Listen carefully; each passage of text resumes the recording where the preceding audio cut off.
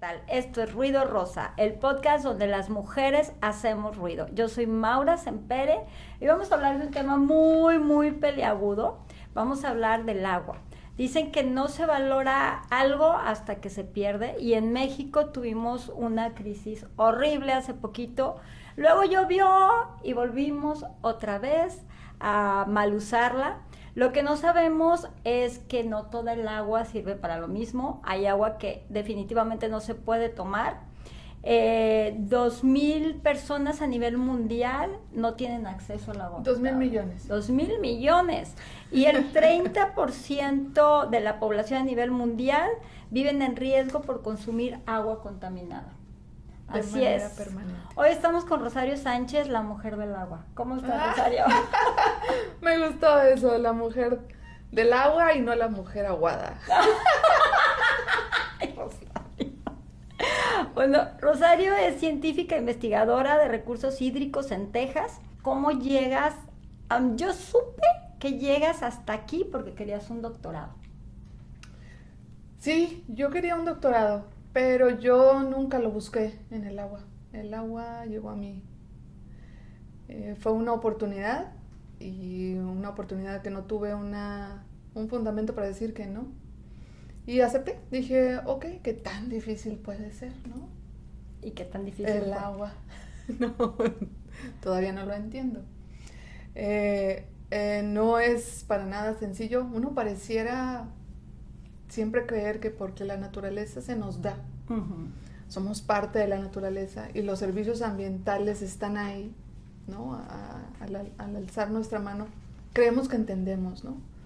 La naturaleza, los procesos químicos, los procesos naturales. Y no, cuando ya te empiezas a meter y dices, qué caray, o sea, ahora entiendo el porqué de las cosas, el porqué la temperatura, el porqué el incremento de la temperatura y por qué inundaciones, por qué sequías y todo lo que hay detrás de eso, ¿no? Es complicado, viniendo yo de un antecedente humanista totalmente, de relaciones internacionales. Entrar a la parte científica me obligó a utilizar esa parte de mi cerebro que había dejado de utilizar en los últimos 20 años y que nunca me imaginé que iba a utilizar. Me obligué a utilizarlo, me forcé de alguna forma y ya una vez te das cuenta que eres capaz de hacer eso, pues ya te das cuenta que lo demás es lo de menos, ¿no? Y que los retos, además del día de hoy, que todos vemos, ¿no? Que no entendemos, pero los vemos, necesitan esa interdisciplinariedad de elementos. O sea, ya no es solamente ser ingenieros, ya no es solamente ser abogados, o ser técnicos, o ser geólogos, o ser hidrólogos, ¿no? Ahorita la necesidad es que tienes que saber un poco de todo para poder entenderlo, o sea, desde la administración del recurso hasta las condiciones económicas, políticas, internacionales, ¿no? Y culturales, obviamente, económicas, todo juega un papel. Cuando hablas del agua, tienes que hablar de todo. ¿Quién es el dueño del agua? Qué difícil pregunta. Todo depende a quien le preguntes. Yo por ahí tengo un colega de la UNAM, el doctor Lomnitz, y coincidí con él en un evento justo allá en Harvard, y la pregunta del evento decía, ¿quién es el dueño del agua en México? Y él, así simple, llano y sincero y honesto y brillante como es, dijo, ¿quién es el agua en México? ¿Quién es el dueño del agua en México? Es un desmadre. Wow. Se quedó en la historia. Y desde entonces lo cito. Ok. Sí, definitivamente. ¿De dónde nace la idea de este libro? Que está genial y que, como te comentaba, lo leí en 3 días y wow, está increíble. ¿De dónde llega hasta ti esta idea de escribir? La idea de escribir siempre me ha gustado. Siempre he escrito, pero pero obviamente la parte técnica, ¿no? Las publicaciones científicas, que estamos obligados como científicos a publicar. Y yo creo que de ahí nace también esa necesidad. ¿Por qué? Porque la forma en que uno publica científicamente es muy aburrida, es muy técnica, está dirigida a una audiencia igual a ti, no a otros sectores sociales. Sí, sí, sí. Y eso pues nos debilita desde el punto de vista de la academia, desde el punto de vista científico. No somos capaces de traducir lo que estamos generando, ¿no? En ciencia, a la comunicación. Y de ser útiles. Finalmente, si haces ciencia es para ser útil, ¿no? Si no, pues, ¿para qué queremos publicaciones que se guarden? Eso lo fui madurando lentamente. Hasta que yo creo que llegas a un punto en el que dices, me voy a poner a escribir. No pensé, nunca me imaginé que iba a salir esto, ¿eh? Yo nomás dije, yo tengo que escribir lo que yo pienso, es mi perspectiva, que es la problemática detrás de las aguas que compartimos entre México y Estados Unidos, desde un punto de vista histórico, desde un punto de vista cultural, y en un lenguaje como el de tuyo. Sí, ¿no? sí. De entremesa, de que todo el mundo lo pueda acceder, todo el mundo lo puede entender, sin necesidad de tener un tipo de especialización previa. Para mí era muy importante. Ahora, ¿y cómo hacerlo atractivo culturalmente? El uso de analogías, y eso lo hago con mis hijos. Sí, me encanta. Muy seguido, porque ¿cómo le explicas a un niño cuestiones complicadas? O a mí misma, ¿no? Sí. Cuando yo entré en este asunto del agua, a ver, pues explícame con peras y manzanas qué significa una hipótesis nula, ¿no? Y mis compañeros, que les debo muchísimo, mis maestros, que les debo muchísimo, eran capaces de aterrizarme a un nivel de niño, de qué es lo que quiere decir esto, ¿no? Y se me quedó muy grabado eso, la parte conceptual, cómo asociarla con tus vivencias, ¿no? Para que no se te olvide, para que aprendas y para que lo comprendas y lo puedas compartir. Eso es el libro. O sea, es tratar de explicar una problemática compleja usando analogías que todos conocemos. Okay. El protagonista es el río Bravo. El protagonista es bueno, no sé. ¿Tú qué piensas? ¿Es el río Bravo? Yo creo que es el río Bravo. Hablas de un divorcio. Sí. Hablas de México, Estados Unidos. Hablas del hijo no reconocido. Que te voy a hacer preguntas como acá. Primero que nada, fíjate que me llamó mucho una parte donde dices que nunca nos enseñaron en la escuela. Nunca se habló en la escuela, a pesar de que este tratado es de 1944. Sí. ¿Por qué crees que yo no sabía? Y muchas de las personas con las que yo he compartido esta información tampoco sabíamos. ¿Por qué crees que no nos lo enseñaron en la escuela? No tengo la menor idea. Yo creo que porque estamos acostumbrados a tener cosas gratuitas, como la naturaleza y el agua. ¿Por qué vas a poner, desgraciadamente, por qué le vas a poner atención que como le decimos en inglés, you take it for granted? O sea, lo damos por hecho, que lo tenemos. O sea, un tratado de aguas, ¿a quién le puede importar, no? ¿Por qué? Hasta ahora.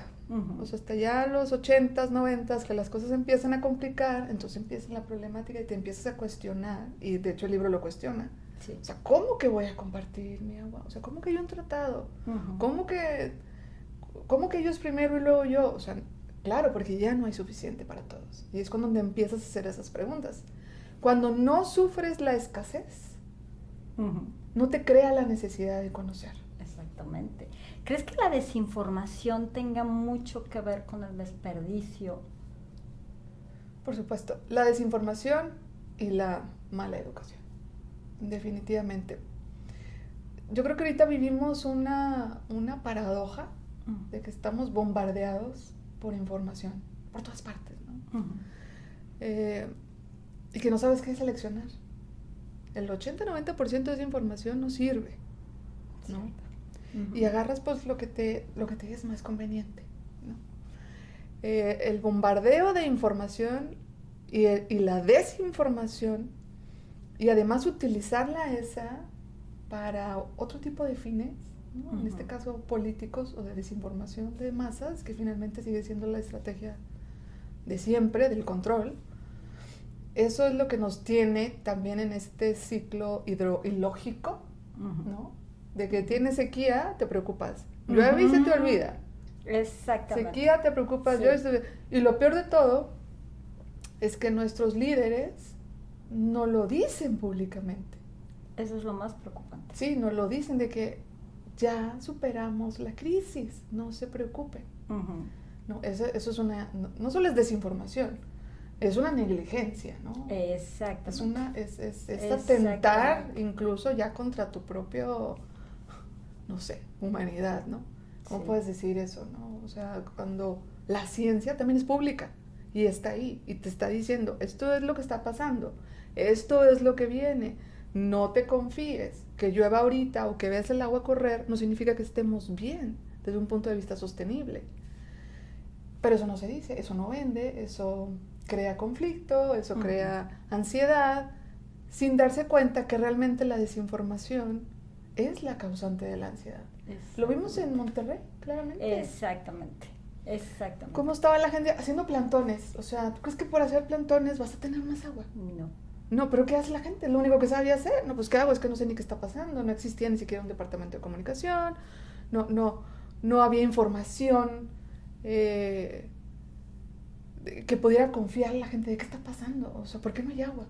Nadie podía contestar esa pregunta. Por ejemplo, platícanos de lo que pasó en Chihuahua.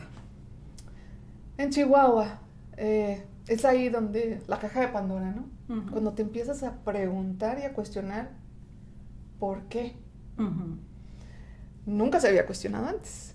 Exactamente. ¿No? Hasta que entramos en crisis es cuando nos damos cuenta. Nunca se había cuestionado, nunca. Sí, claro, sí, no. A ver, espérame. O sea, las expectativas de crecimiento de Chihuahua, de la parte de agricultura, pues se triplicaron a lo que estaba pronosticado en los 40, cuando se firma el tratado. No hay un límite, obviamente, en la frontera agrícola de ninguno de los dos lados. El tratado sigue vigente. México tiene que cumplir sus obligaciones con el tratado, porque no se ha cambiado, se podría cambiar a través de un sistema de minutas, ¿no? que lo permite el propio tratado. Pero no se ha llegado a ese punto. En el 2020, cuando se cerraba el ciclo 35, o sea, México tiene que dar agua a los Estados Unidos cada 5 años. Y si no puede, durante esos 5 años, tiene el derecho de caer en deuda. Hasta otros 5 años. En los 60s, en los 70s, pues no pasaba eso. Bueno, cuando empieza la cuenca a dar señales de que, oye, espérame, aquí ya no hay más, fue a partir de los 90s. México se empieza a endeudar, lo ha hecho ya 3 veces. El 2020 fue la última vez que México terminó con déficit. Aquí el problema es que Texas ya no es como que esté mejor que México, ¿no? Y la sequía nos pega a todos igual, independientemente de la frontera. Entonces a Texas ya le empieza a pesar esa flexibilidad que tiene México, ¿no? ¿Cómo que otros 5 años? O sea, ¿cómo que este año no me das? O sea, ¿por qué no me vas a dar? No, pues que los niveles de las presas están en el 15-20% y no hemos logrado subir de los últimos 5 años. Entonces, la gente ya empieza a cuestionar. El agua, obviamente el agua compartida, las aguas federales, es propiedad de la nación, es el gobierno federal, es un nivel constitucional. Pero cuando tiene sequía, cuando tiene necesidades internas, como el caso de Chihuahua, cuando la gente se te pone en la mitad de una presa para que no la abras, ¿no? ¿Tú qué harías, no? Como gobierno federal. O sea, murió una persona. Sí. Hubo gente en la cárcel, hubo un caos nacional, ¿no? Se metió la Guardia Nacional, la tuvieron que sacar. ¿Por qué? Porque es un tema muy sensible, obviamente. Y te empiezas a cuestionar dónde está la prioridad. Aunque la ley diga, la prioridad la tiene Texas por el simple tratado, el gobierno federal tuvo que doblar las manos. ¿Y qué fue lo que tuvo que hacer? Comprometió derechos de agua mexicanos aguas abajo. Nuevo León, Tamaulipas. Nuevo León, Tamaulipas y Coahuila. Ahora, el año que antes del 2025, México no ha podido dar más del 30% de lo que le corresponde. O Wow. sea, quiere decir que México tiene un año para pagar el 70% del ¿De agua dónde que lo va a debe. sacar? ¿De dónde lo va a sacar? Entonces ahorita están trabajando, obviamente, se está queriendo trabajar, hay mucha disposición de ambos lados para mejorar la predictibilidad, porque Texas está ya al borde de... ¿Qué te puedo decir? La tensión es alta. La tensión es alta. Antes de seguir con esto, bueno, yo leí el libro, yo sé de cuál es el tratado, pero platícanos el tratado para que la gente más o menos se haga una idea de qué estamos hablando. Mira, vamos a hacerlo. El tratado cubre las dos cuencas mayores de la frontera, no son todas, pero son las más grandes, el Bravo y el Colorado. ¿Sí? México adquiere agua del Colorado, una cantidad bastante aceptable, dado que México solo tiene la menor parte de la descarga del Colorado en el Mar de Cortés. Del río Bravo, México le da a Estados Unidos, ¿sí? México tiene el 80% de la cuenca en su parte fronteriza, en territorio mexicano, y por lo tanto tiene la custodia, por lo tanto tiene el control, y por lo tanto todo lo que viene en el libro, ¿no? Y la responsabilidad. Y Estados Unidos tiene la responsabilidad en el río Colorado, ¿sí? Del río Colorado, México obtiene anualmente una cantidad de agua, que esta se ha venido reduciendo por acuerdo de ambos países desde el 2021, por acuerdo de ambos países. Básicamente lo que la minuta 323 dice es, si el nivel de la presa Hoover o Lake Mead tiene 10, a ti te tocan 5, si tiene 8 te tocan 4, si te tocan 7, así, independientemente de lo que diga el tratado. Se volvieron a poner de acuerdo y dijeron, vamos a hacerle así, ¿por qué? Porque no hay más, porque el crecimiento, no era, en fin, que estuvo bien, que estuvo mal, que México aceptó, eso es tema de otra historia. Se pusieron de acuerdo y los dos estuvieron de acuerdo y los dos firmaron. En el río Bravo no ha pasado eso. México en el río Bravo no ha podido o no ha querido, o no sé si no es la prioridad, poder renegociar asignaciones.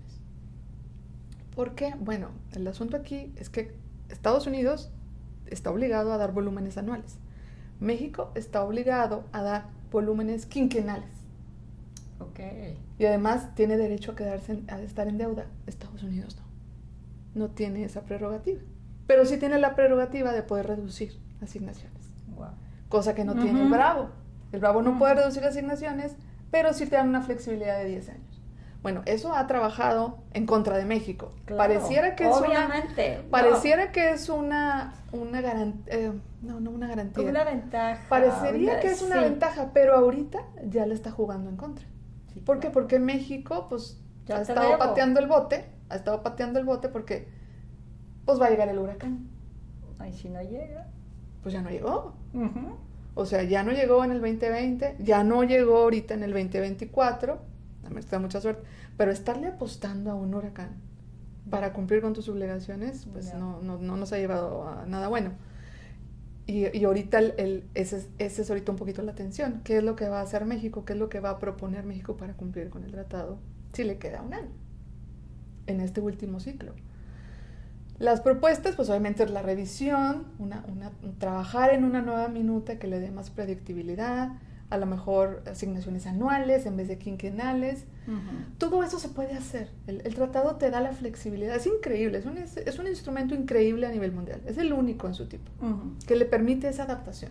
Tenemos 330 minutas o actas que han ido acompañando el desarrollo del tratado desde 1944. O sea, no es virgen, para nada, el tratado. Se ha ido adaptando a las necesidades. Incluso están asuntos de flujos ecológicos, calidad de agua, conservación, reuso, todo está contemplado dentro de las minutas que tienen el mismo nivel jerárquico que el tratado. No necesitamos un nuevo tratado. Necesitamos que se pongan de acuerdo. De manera inteligente. En una nueva minuta que le dé certitud, ¿es una palabra? Sí. Certidumbre. Bueno, Ah. si no, a ver, platícame que tú eres, Certidumbre. tú inventas palabras. ¿Cuál es la palabra que inventaste? Y además en inglés, no hombre. Y además invento palabras en inglés. Transboundariness. Ok, eso me encantó. Qué padre. Sí. No me pides que le explique. Explícala, Rosario, por favor. Transboundariness es un concepto,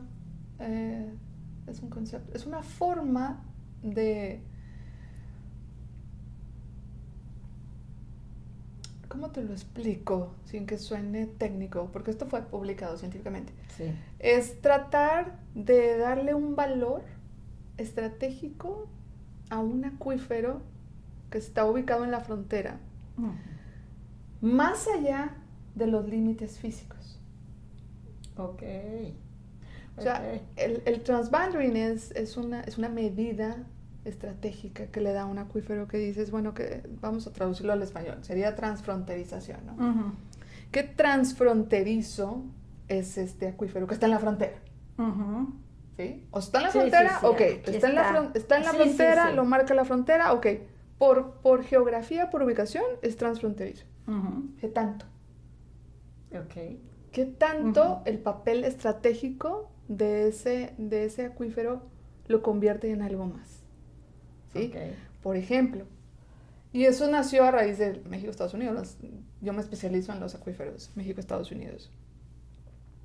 Yo me hacía la pregunta, ¿cómo es que este acuífero, por ejemplo el Hueco Bolsón, Valle de Juárez, es un acuífero reconocido como transfronterizo?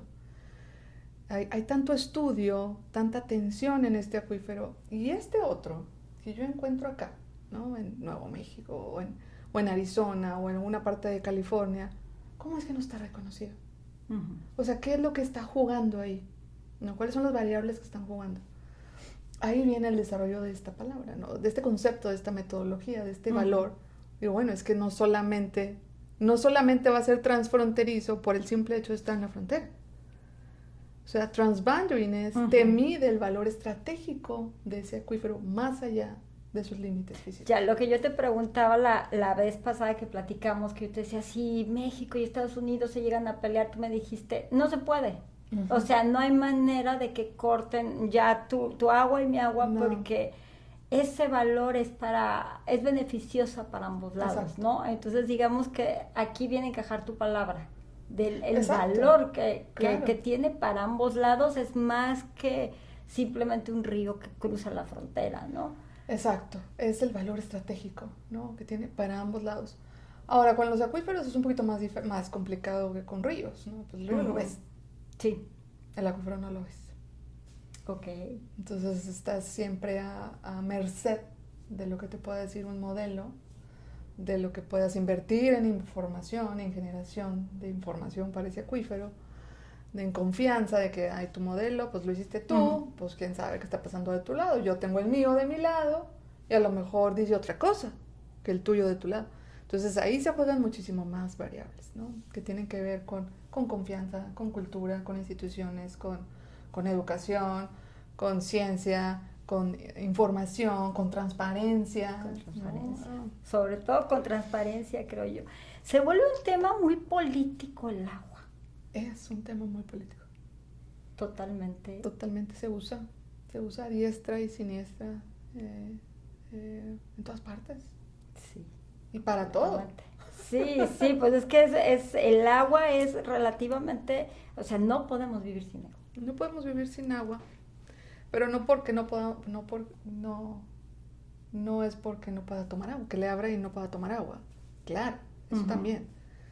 Pero todos los sectores económicos dependen de eso. Todos los sectores productivos dependen de eso. El sector ambiental depende de eso. Los servicios ambientales dependen de eso. Todo nuestro quehacer, todo necesita agua para producirse. Totalmente. Sin eso no funciona la vida. O sea, así de sencillo. Háblame del hijo incómodo de tu libro. Pues es el agua subterránea. Los acuíferos son incómodos. Porque, a ver, platícame, porque... El hijo incómodo. Ajá. Pues es el hijo no reconocido en el tratado. Okay. No se reconoce, no hay una... No se habló de él en el No se tratado, habló. pero No se habló. ahí está. Ahí está. Y ahorita la usamos más que el agua superficial en ambos lados de la frontera. No hay monitoreo, no hay administración conjunta, hay muy poca información, hay muy poca inversión en investigación.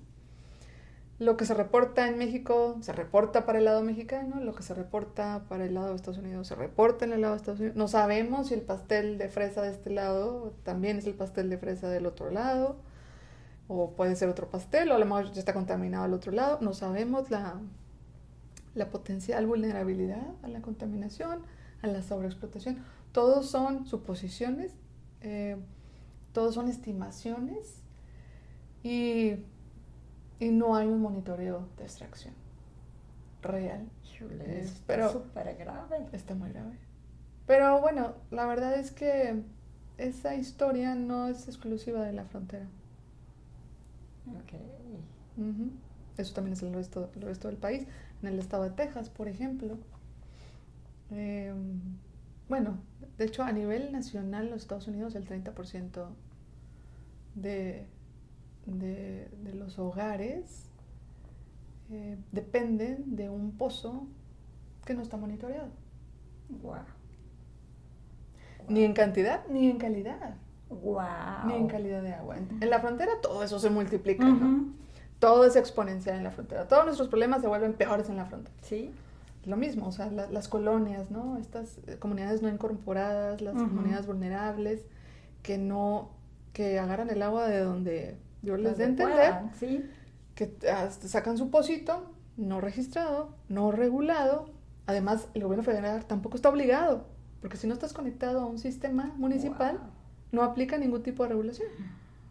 Híjole, Ni en cantidad qué ni en calidad de grave. agua. O sea, imagínate el nivel de vulnerabilidad a los que estamos expuestos y que no sabemos que estamos expuestos. Sí, eso está súper... Eso impera en muchas partes de nuestros, a nivel interno, obviamente a nivel transfronterizo, y en muchas partes del mundo.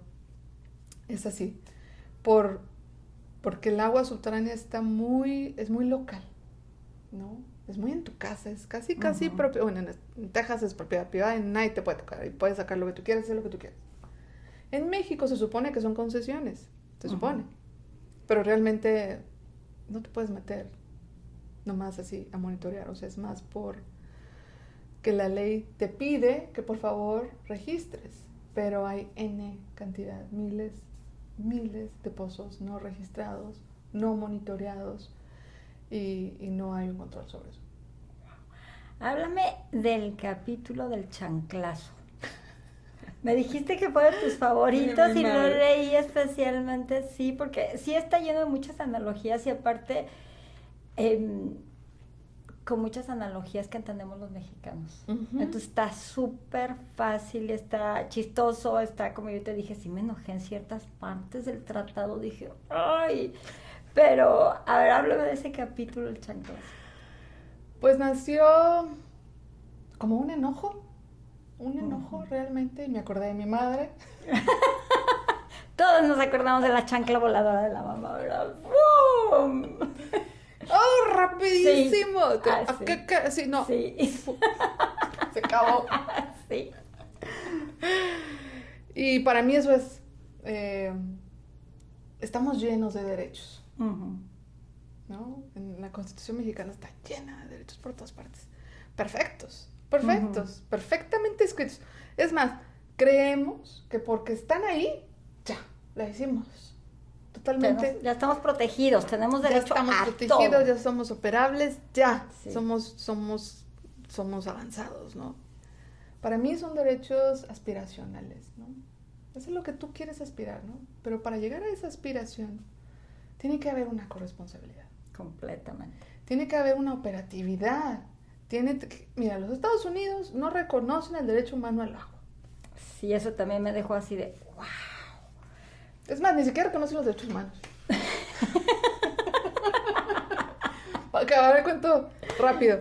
Pero menos el agua. Sin embargo, las instituciones locales son muchísimo más eficientes aquí no tenemos tandeo. El día que tengamos tandeo, ahí te cuento, ¿no? El nivel de resiliencia de la comunidad estadounidense. En México estamos súper acostumbrados al tandeo, a los tinacos, a una calidad de agua que no conocemos, etcétera, etcétera, ¿no? El chanclazo es básicamente una cachetada de deja de estar hablando del derecho humano al agua. O sea, ponte las pilas y desarróllame una política pública, desarrollame una política pública de corresponsabilidad entre los humanos, que decimos que tenemos derechos, y ¿quién la paga? ¿Quién la paga?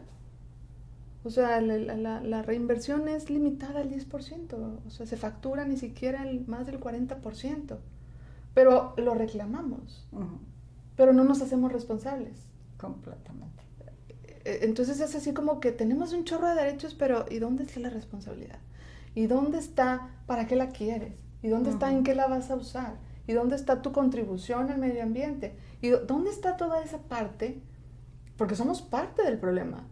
Claro. No es el problema de otro, no es el problema del gobierno, no es el problema de un sector, no es el problema de yo creo que aparte parte del problema lo generamos nosotros como humanos. Porque nosotros alimentamos la cadena productiva.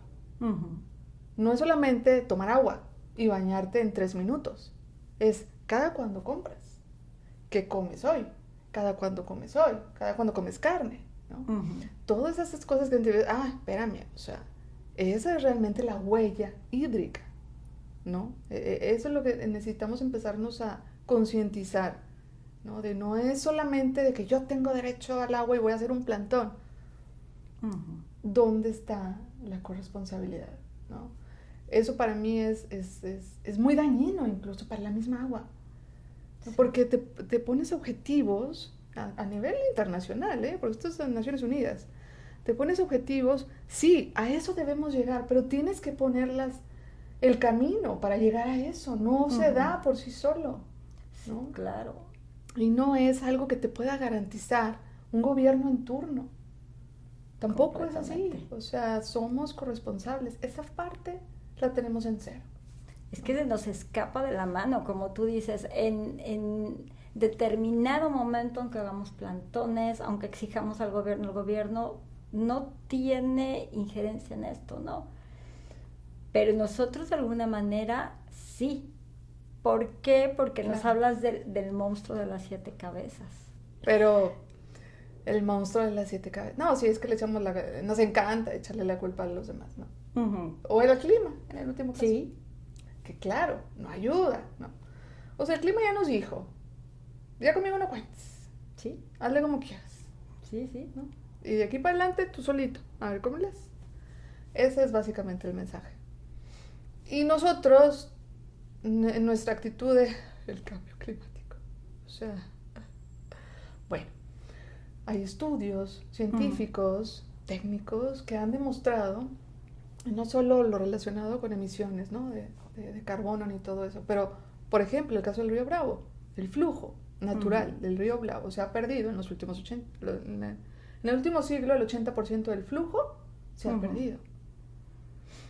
Pero ese flujo que se ha perdido no tiene nada que ver con el cambio climático.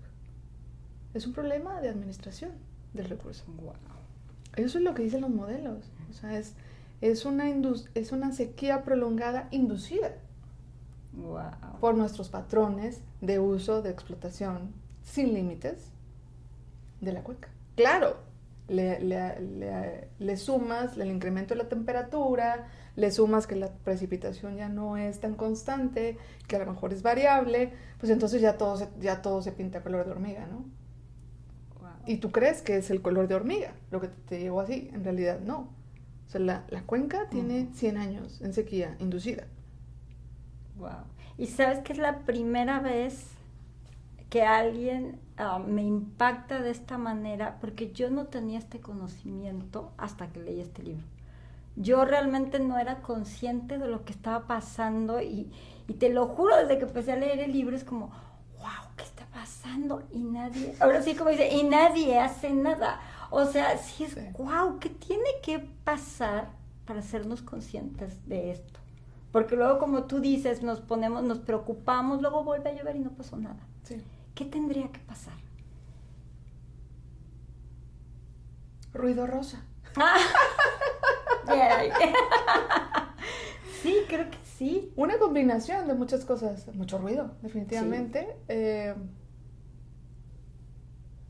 No quiero caer en lo... ¿cómo se dice? En lo fatalista, ¿no? En de que hasta que el niño se cae al pozo, pues reaccionas, ¿no? Porque ya ha pasado. No lo sé, yo tengo que ser honesta en esa parte. No sé qué tendría que pasar, más allá de lo que ya está pasando, como para darnos cuenta. Yo creo que tiene que haber madurez, mucha madurez en los círculos de la toma de decisiones. Desgraciadamente no lo veo. De repente a veces así como que flashazos, ¿no? De que mira, están haciendo esto tiene visión, ¿no? Darle prioridad a lo importante sobre lo urgente, porque ahorita todo es prioridad. Uy, sí. Sí. Todo es prioridad. Sí. O sea, es el agua, es la seguridad, es la educación, es ahora sí que you name it, ¿no? Todo lo que es prioritario, ¿no? La tecnología, pero me parece impresionante que con los avances tecnológicos que tenemos, todavía estemos cuestionando invertir en obras hidráulicas, en obras hídricas que favorezcan la sustentabilidad. Me parece impresionante cómo todavía le damos dinero a algo que no es prioridad. Exactamente. Que no es trascendental como algo así, ¿no? Sí. O sea, para las futuras generaciones estamos pensando en el corto plazo, desgraciadamente. Estamos pensando en que el agua a lo mejor no vende, desde el punto de vista político. El agua es un tema muy sensible. Totalmente sensible. Ajá, es un tema muy sensible. Tú le tocas, pero yo creo que también ha sido sobrevalorado o subvalorado la capacidad de concientización de la sociedad. Muchas veces yo he escuchado que, bueno, súbele un poquito el precio al agua, ¿no? En alguna ciudad aquí de Estados Unidos, ¿qué pasaría? No, pues ya no me reeligen, ¿no? ¿Cómo sabes? Cuando yo, ¿cómo sabes? Sí. No me reeligen. Sí. No, pues es lo que yo me imagino. O sea, todos esos mitos que tenemos en la cabeza, que no están en ninguna parte probados, que regulan nuestras acciones y nuestros quehaceres, nos mantienen en ese punto de total negligencia, ¿no? Sí. O sea, realmente sí necesitamos la madurez, necesitamos el compromiso, la seriedad de afrontar un tema de ese tamaño, porque en el caso de México, si queremos hacer algo realmente estructural, ¿no? Vas a tener que regresar a 1917, la revolución, ¿no? Sí. Tierra y libertad, sí. y agua para todos, y el derecho humano, y todas esas cosas que tenemos ahí. Bueno, todo eso tiene que revisarse. Todo, ya no estamos en los tiempos de 1917, ¿verdad? Sí. Eso de que tú puedas tener tu concesión para lo que tú quieras, como tú quieras, cuando tú quieras. Eso de que tú puedas tener un subsidio por siempre, eternamente, para lo que quieras, cuando tú quieras, como tú quieras, pues eso ya es como darte un balazo en el pie, ¿no? Eso ya no funciona. Y yo lo he dicho eso muchas veces, sobre todo en los sectores agrícolas, con miedo a salir asesinada de ahí. Y no, la gente entiende, o sea... Regreso a la parte, ha sido realmente la parte de la concientización de esos sectores. Hay más miedo que realmente hechos, ¿no? Sí.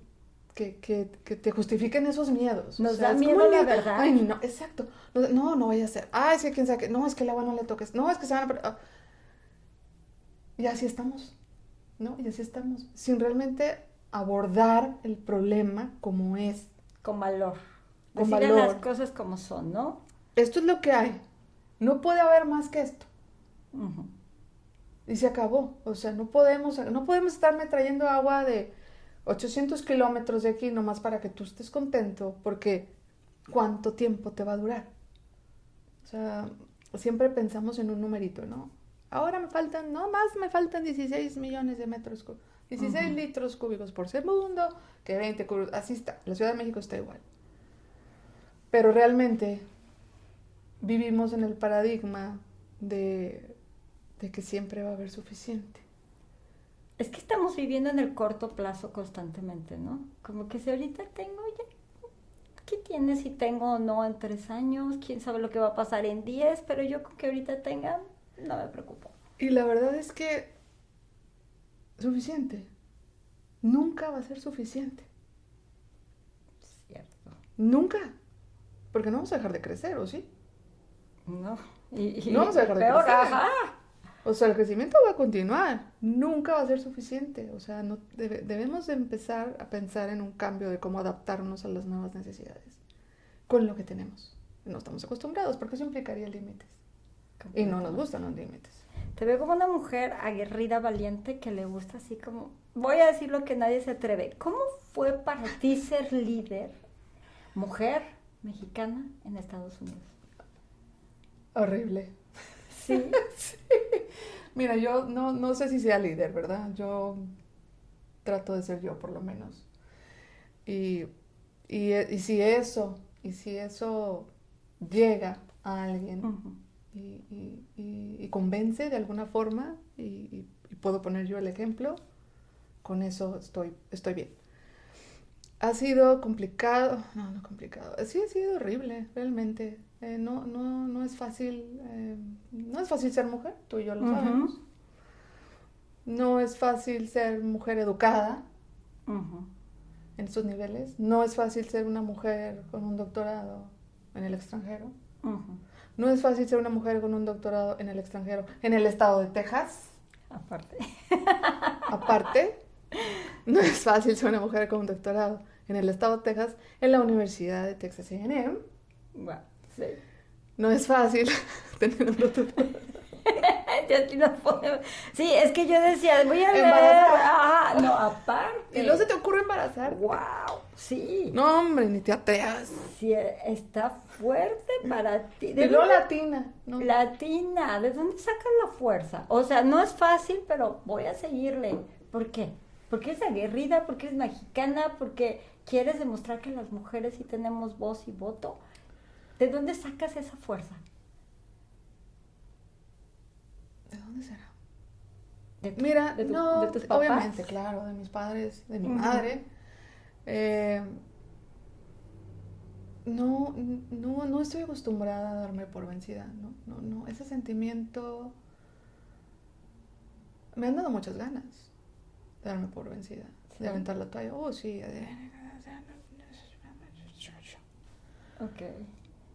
y luego ya piensas, te duermes, te levantas y dices, ahí voy, ¿no? Es que yo no creo que haya otra forma.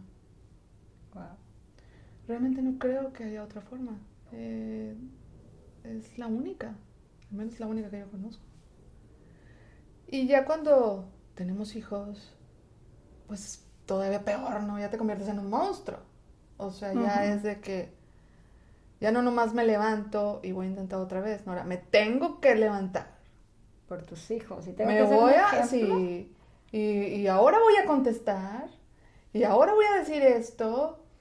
Y les voy a poner el ejemplo a mis hijos, ¿no? En la medida de lo que puedes, claro. No es como que, ay, sí, yo tampoco. Tienes también que jugar el juego, ¿no? De alguna forma y saber cuándo y saber dónde. Yo he vivido experiencias traumáticas desde el punto de vista de discriminación, de cómo te atreves a pensar, cómo te atreves a hacer esto, ¿no? ¿Por qué lo haces? Como si uno no tuviera derecho, ¿no? Pero sí me ha tocado verme, y lo platicamos en algún momento, aconsejar yo a amigas, a colegas aquí, decirles, no te atrevas a pedir las mismas condiciones ni beneficios que cualquier otro en tu lugar. No te atrevas, porque te va a ir mal. Fuerte, sí. Porque te va a ir mal. Aunque los tengas, te va a ir mal. Y ahorita, o sea, sigue pasando. Claro, sí, no, sigue pasando. ¿Pero por qué? Pues si sí. No hemos llegado a ese nivel de madurez, de aceptación, de igualdad. de igualdad. Tú Realmente te no. vienes a vivir aquí primero a los 11 años a Houston. Sí, yo hice mi sixth grade, que viene siendo primero de Ella secundaria. solita. Ajá. Yo solita. Tú solita decidiste, le dijiste a tus papás, me quiero ir a Houston. Así. Fíjate. Un día amaneciste y me quiero ir a Houston. ¿Me Así. quiero ir a Houston, mamá? ¿Sí? ¿Qué tal? Sí, mijita. No, Wow. no fue así. Mis padres tenían una escuela de verano Ujú. de estudiantes extranjeros en Saltillo, en tu casa. Gracias. Bueno, casa de mis papás. Ajá. Gracias, papá de Rosario. Entonces yo siempre estuve en contacto con gente de fuera. Ok. Y siempre los veía, ¿no? Ay, mira, estos que, qué padre, ¿no? Estos que aquí me hablan, ¿no? Que juegan y siempre, mi papá es bilingüe, o sea, Ujú. y él fue el primer profesor mexicano para trabajar en una universidad en el estado de Ohio, si mal no recuerdo, o Iowa. Creo que fue Iowa. Iowa. Y salió en las noticias y él lo tiene bien guardado. Sí. Entonces para mí era como que algo, yo también quiero conocer eso, ¿no? Ujú. Y mi mamá siempre me dio la libertad de yo escoger, confiaba en mí, asumo. Y en algún momento ella me dijo, oye, yo creo que salió de ella, no creo que haya sido yo, así nomás. De que, oye, ¿no te gustaría estudiar inglés, Ana? Pues yo, pues sí. Así como el doctorado, pues sí. Te Pues ¿por qué avientas. no? Ah, pues me gusta. Se te hizo fácil, como dices. Se me hizo fácil decir que sí. Siempre se me hace fácil decir que sí. Hasta la padre. fecha, ¿eh? Y luego la hora, ¿qué? Espérame. ¿Qué estaba pensando? Ay, no, ni me dijo, no. En fin, se me hizo fácil decir que sí. Obviamente llegué acá, era una amiga de toda la confianza de mi madre, obviamente no me mandó así. Ujú. Y estuve acá estudiando el sixth grade. Y empecé me tocaron las experiencias de racismo, ¿no? Y yo así como que, qué raras, o sea, ¿por qué? ¿Por qué pensarán eso, no? Ujú. Así de que, no, yo no crucé la frontera nadando por el río Bravo. No sé. sí, Pero sí, sí ajá. cruel, ¿eh? Sí pues sí, No me ¿verdad? dolía, pero me causaba mucha intriga. Sí, como que Yo me de están que- diciendo. Yo de que, no crucé así, ¿eh? O sea, sí, yo sí crucé Yo sí que normal, como cualquier otro turista, ¿no? Pero ya estaba la concepción aquí de eso, ¿no? Sí. Éramos 4 latinos en ese tiempo, Híjole. en esa escuela. Qué O sea, teníamos aventura. nuestras clases aparte. Y sí, me enfrenté a muchísimas cosas. Además del idioma, ¿no? A esas experiencias tan raras que a mí, o sea, me daba miedo salir de la casa, ¿no? Ujú. Y como son aquí los americanos, por ahí pasa el autobús, ahí te paras y te llevan. Y ahí estoy yo, ¿no? Y tú sí. los- No, y aparte la a los educación del 11 años. mexicano sí. Sí, tú No. acostumbrada. Sí. Y yo esperando el camión, o sea, no, sí, estos fueron mis primeros enfrentamientos. Yo no sabía todavía que era racismo, ¿no? Hasta después, pero después lo identificas, dije, Ujú. Y luego mi clase de historia, Wow. la guerra con España. Y yo, ¿cuál es la guerra con España? O sea, porque pues yo ya sabía algo de historia también. Sí. Pues resultaba que era la guerra con México. Oh. La pérdida de Otra Texas. vez. Y yo, ¿cómo? Ajá. A ver, así como que, Explícamelo. explícame a ver tu versión. Y fue cuando dije, qué caray, estos se las explican diferente y a mí me la explican diferente. Sí, claro. Y de ahí Sí. toda la analogía, ¿no? Los malditos que nos hicieron y nos masacraron.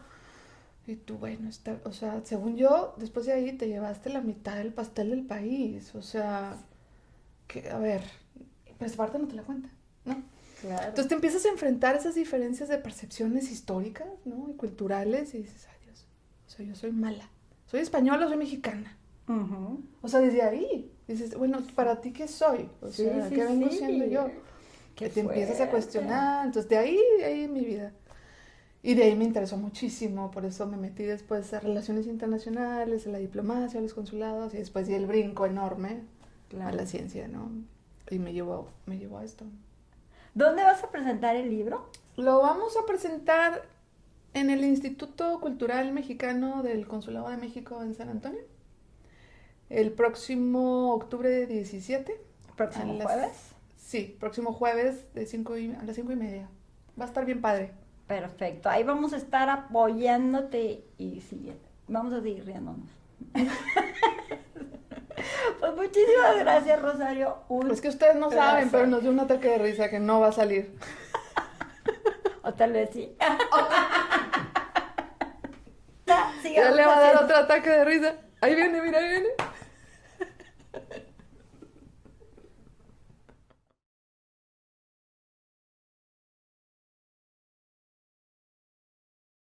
Tienes aparte una parte súper humana y otra parte súper chistosa, porque aparte se le iba a comer un perro cuando apenas venía llegando.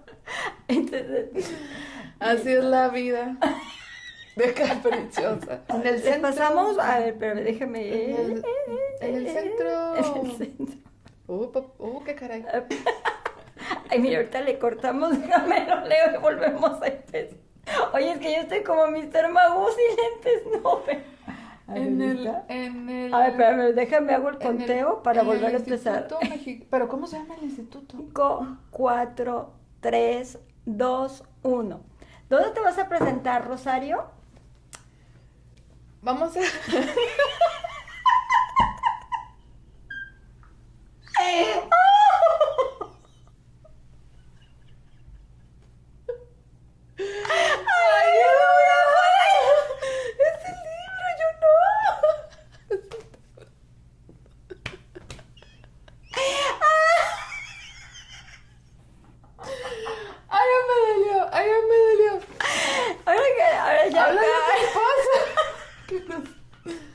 Oye, tienes que dejarlo así. Ay, no, esto no me va a llevar.